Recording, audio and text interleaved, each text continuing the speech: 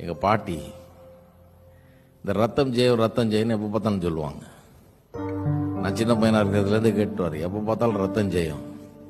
வயிறெல்லாம் அப்படியே போட்டு கத்தியில் போட்டு கிழிச்ச மாதிரி 4-5 கோடு இவ்வளோ பெருசு கிழிச்ச மாதிரி பிளந்துக்கிட்டு இருக்குது வயிறு வயசான காலத்தில். எண்ணெயை பூசிக்கிட்டு ரத்தம் ஜெயம் 4-5 நாளில் அது எல்லாம் ஜெயமாயிடுச்சு. சரியா போச்சு, சுத்தமாக சரியா போச்சு. யோசிப்பேன், என்னடா அது ரத்தம் ஜெயம்ன்றாங்களே. அப்போ எனக்கு விலங்குல அது யாரும் விலைக்கு சொல்றதுக்கு ஆள் இல்லை பாருங்க. ரத்தம் ஜெயம்.